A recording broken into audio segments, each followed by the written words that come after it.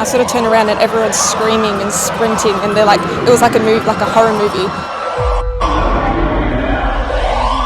Well, tonight news we hope we'd never have to deliver in this country. A mass killing at Sydney's biggest shopping centre. The most seriously injured are still fighting for life. Others are thankfully back with their families. I thought I was going to die. Like, it was insane. It was insanity. I wasn't expecting it.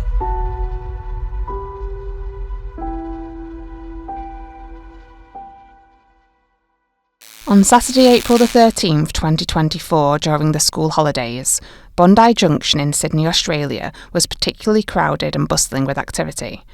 However, the public remained entirely oblivious to the fact that they were in the vicinity of a man who in the preceding days had been researching some alarming topics online, which included mass attacks and acts of violence.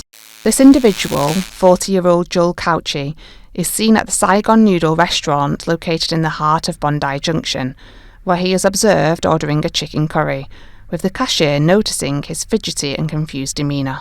When taking order, it's taking like a long and just order chicken curry just like that.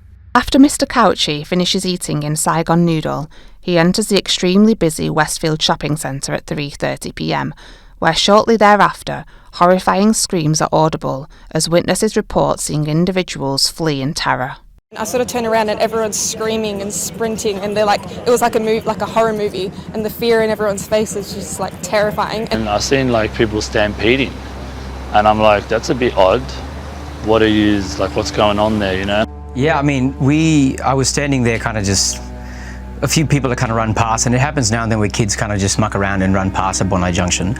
But somebody ran past, it was kind of fine, and up until a lady ran past, who was probably 50, ran into the store and said, run. I was kind of like, this is a bit odd. Kind of feel a sense that something was maybe wrong, and I could see some people exiting the cinema like further along my area and really like running out, and I thought that's really strange. Nowhere. Oh my god, what the fuck is going on?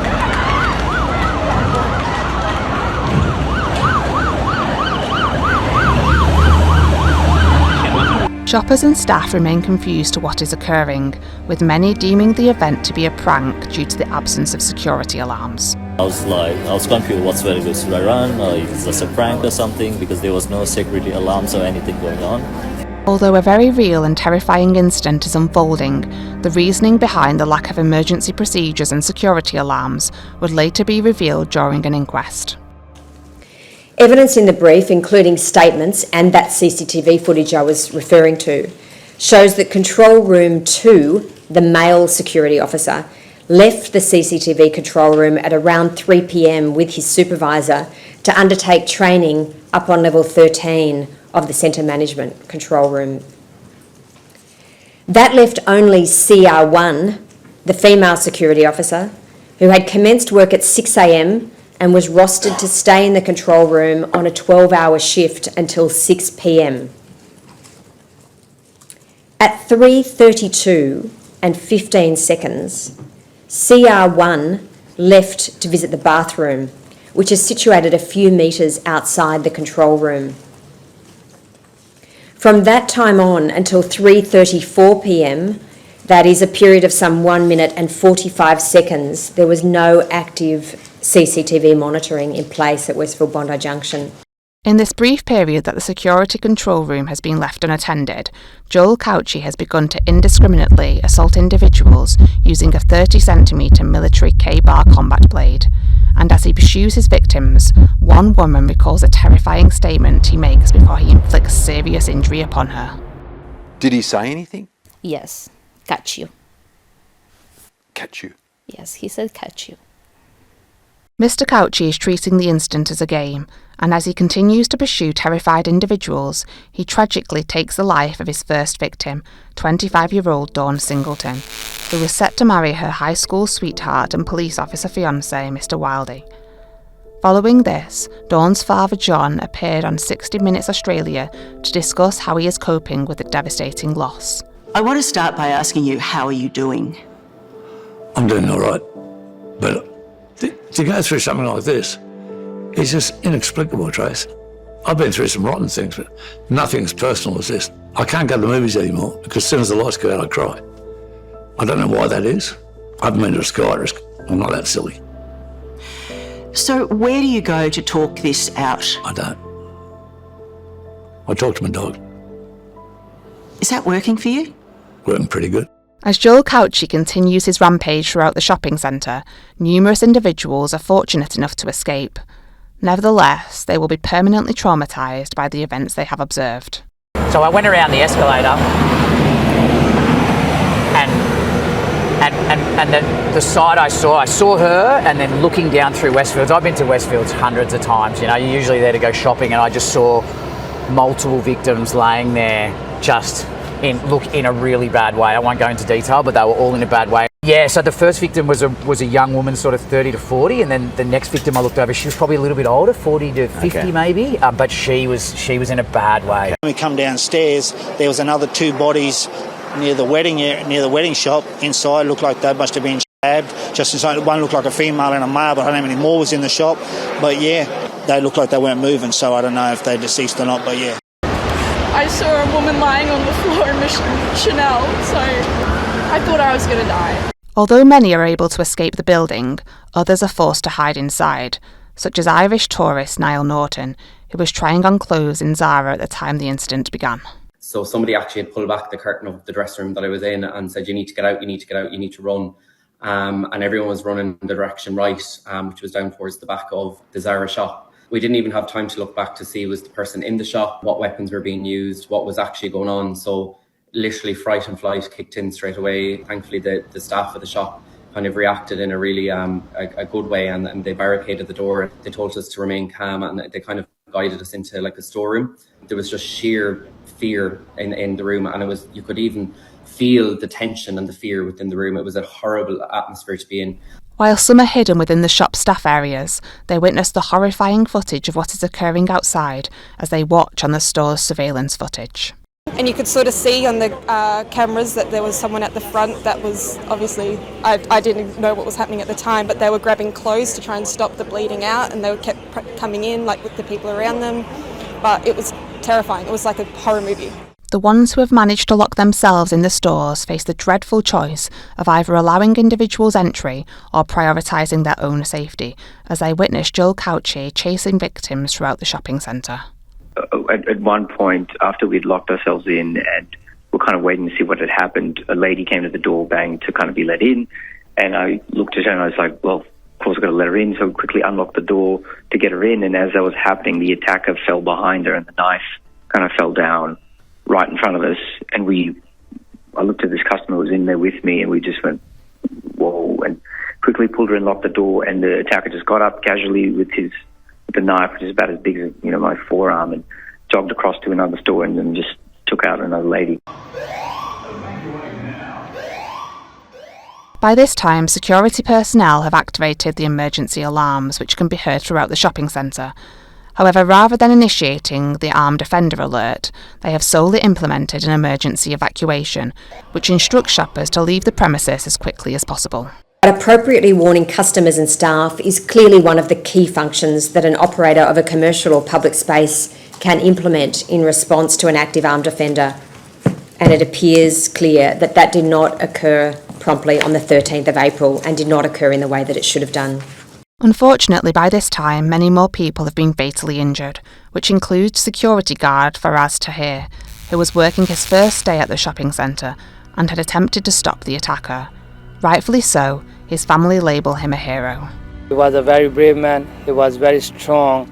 Islam, our religion, it says that if you save even one human, you save all the humanity. He saved, I don't know how many people he saved in that time. I think so lots of people are alive because of him.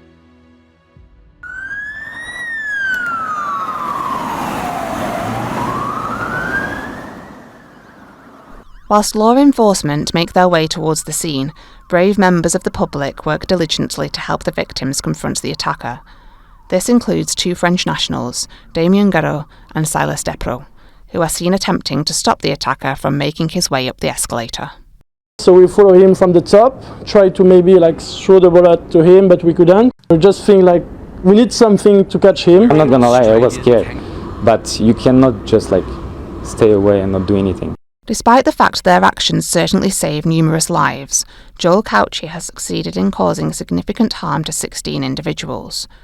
Trauma surgeon Anthony Chambers from St Vincent's Hospital, who was just finishing a routine operation, recounts the moment he was informed about the critical incident. We were just finishing that operation up. Every phone in the operating room started to ring. Our trauma alert went off and I knew that something really bad had happened at that stage. As St Vincent's Hospital receive more information about the incident, they become aware of the types of injuries that they may be treating when the victims arrive. We are expecting 5 critically injured patients with stab wounds from an incident in Bondi Junction. That's what we knew. A long knife. It's got the ability to damage multiple organs. As the initial victims reach the hospital, they are all in critical condition, and Anthony Chambers elaborates on the extreme measures implemented to preserve their lives. We received 4 patients, critically injured patients, at quite close to each other, and we just methodically worked our way through doing the initial resuscitation of those patients, moving them to our CAT scanner to do a full body scan to get a better appreciation of the injuries, resuscitate them, and then move them up to our operating room and our intensive care unit so that they could have definitive surgery to stop the bleeding from their stab wounds. And we give that blood as fast as we can so we can get that blood volume back to a normal state so that the body can perfuse its organs, the brain, the heart, the kidneys. One victim who was rushed into surgery at St Vincent's Hospital, 38-year-old new mother of 1 Ashley Good, would sadly not make it. One person who knew Ashley is Sky News reporter Laura Jays, who pays an emotional tribute to her whilst reporting live from Bondi Junction. A mother in the prime of her life, a new mother with a 9-month-old baby. She has a beautiful circle of friends. She's a beautiful woman. She was an incredible athlete and she had the world at her feet. She'd gotten married in recent years. Her family are on their way rushing here now. So many family and friends wanted to be at the hospital this afternoon. They had to take turns going in and out of the waiting room. Ashley, who was spending the afternoon at Bondi Westfield Shopping Centre, was unfortunately not alone and was there with her 9-month-old daughter. We have a 9-month-old with a decreased GCS with multiple wounds to the abdomen. We're wondering if we can get a medical team to our car, please. This mother starts screaming really frantically, running back and forth like she doesn't know what to do. During Ashley's last moments, she bravely passed her baby to a nearby stranger, with the hopes that the baby girl could be saved. I've just been told that you've been helping out. Can you tell us what happened? The baby got stabbed and the mum got stabbed and the mum came over with the baby and threw it at me and just holding the baby. It looked pretty bad, but yeah. And how were you able to help out? Just holding the baby and trying to compress the baby, and same with the mother, trying to compress the blood from stopping and calling ambulance and police. That would have been pretty horrific to see. What were those injuries actually like? Oh, very bad. There's a lot of blood on the floor, and hope the baby's all right. Yeah. You've just been called a hero. I can imagine it's a pretty traumatic afternoon for you. It was. Fortunately, 9-month-old baby Harriet would survive after her admission into intensive care, following surgery to treat the injuries to her arm and chest. Ashley Good's 9-month-old daughter, who was injured in the Bondi sting, has been moved from intensive care unit in hospital. She was rushed to Sydney's Children's Hospital at Randwick for emergency surgery after suffering chest and arm injuries in the attack. Back at Bondi Junction, and just 4 minutes after the attack began, the first police officer, Amy Scott, arrives at the scene, where she is guided by members of the public towards the location where Joel Cauchi was last seen. As they make their way up the escalators, screams from members of the public alert the officer to Joel Cauchi's location, where she begins to pursue the subject through the shopping centre, with members of the public following behind. As Amy Scott catches up to the subject, she instructs the shops to shut their doors and urges anyone nearby to seek safety. Shortly thereafter, Joel Cauchi rushes towards her, prompting her to discharge 3 shots. Despite her immediate attempt at CPR, Joel Cauchi would ultimately be declared deceased shortly after. Soon after the event, with the images of the assailant broadcasted on the news, the New South Wales Police received a call from Joel Cauchi's parents, who confirmed their son's identity as the attacker and shared insights regarding his state of mind. Look, this is so horrendous that I can't even explain it. You're trying to give me, to give you an intelligent conversation. I can't do it because I'm just devastated. I love my son. I made myself a servant to my son when I found out he had a mental illness. And I'm loving a monster. To you, he's a monster. To me, he was a very sick boy. Believe me, he was a very sick boy. And my heart goes out to the people our son has hurt.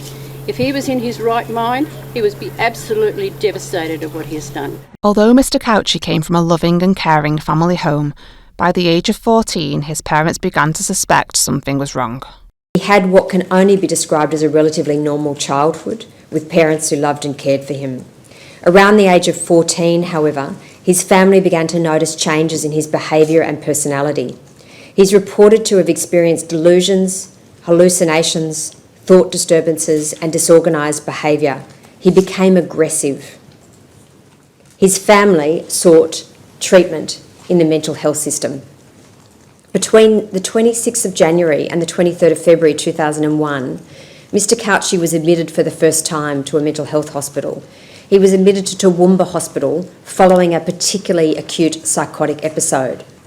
At the time of admission, Mr. Cauchi described to doctors that he had hallucinations. He reported seeing and feeling demons entering his body, feeling as though his movements were controlled and that people were inserting thoughts into his mind. He believed that he was being followed.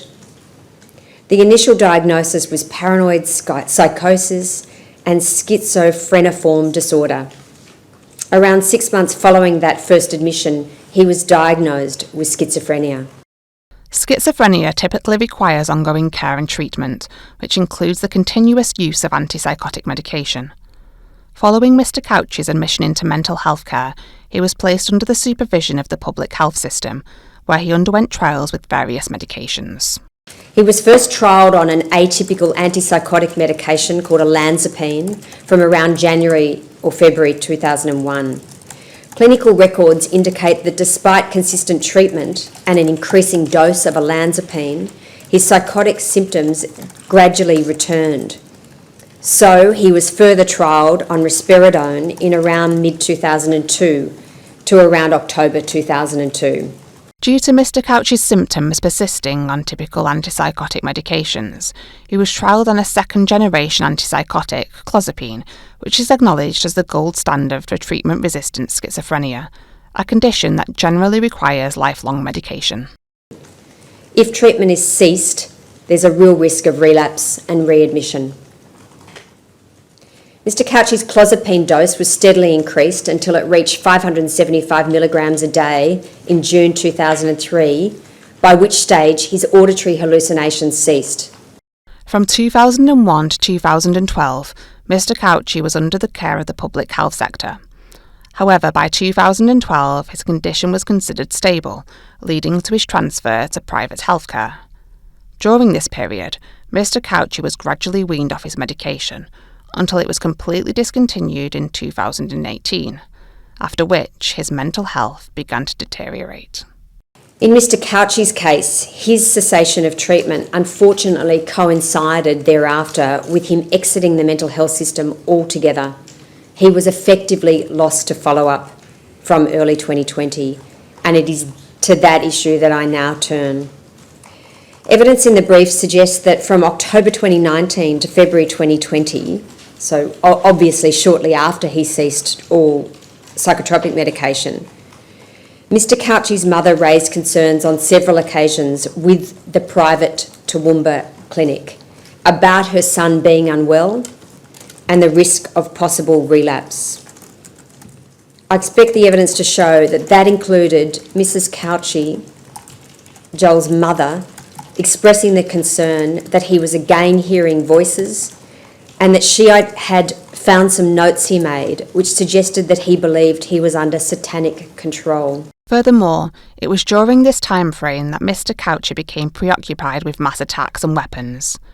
His fixation with weapons grew so severe that in January 2023, he contacted the police to report his knives as stolen after his father had taken them away due to his son's erratic behaviour.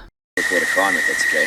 Yeah. Yes, so my dad has taken some of my property. It's pretty expensive. And he won't give it back. I tried to resolve it, and he will not return it, and I can't really afford a replacement. Okay. And I tried to see if he would. I tried to negotiate a return, but he's not willing. So I just was wondering if you guys can broker it, see if I can get it returned. Otherwise, I'd like to just What kind of property are we talking? It is it's some military collector's items. Yeah. What kind of item, mate? There's a US K-bar, like some shoes. So what's already? US knives. Knives, yep. So there's like a US Army knife or 3 or so. Shoes, boxes, etc. Okay. Yeah. So what's the situation? Who lives here at the address? It's my family's place. Yeah. So I live here with my mum and my dad. Although the police could not provide immediate intervention, as Mr. Cauchi did not appear to be a danger to himself or others, they did send an email to the relevant department suggesting an urgent mental health evaluation. During the interviews with police at that time, captured on body worn, both of Mr. Cauchi's parents state that in their opinion he's mentally unwell, that he needs treatment, and that he's been observed, for example, to be making odd noises, banging his feet and slapping his face, and that he was seemingly distressed by auditory hallucinations in the early hours of the morning. On one occasion, Michelle Cauchi, Joel's mother, says to police he really needs to see a doctor, but he does not know he's sick. Later, on the 8th of January 2023, one of the attending Queensland Police sent an email to Darling Downs District Domestic and Family Violence and Vulnerable Persons Unit requesting that a follow-up occur for Mr. Cauchi's mental health. That didn't happen. It appears that the email was missed by a relevant officer who was then acting as the mental health intervention coordinator. The inquest will explore whether the attendance by Queensland Police and the subsequent lack of follow-up was a missed opportunity for intervention, which may have resulted in a review by a mental health service and Mr. Cauchi being reintroduced into the mental health system. Alongside the lost opportunity to reintegrate Mr. Cauchi into mental health care, there were many other instances of missed chances.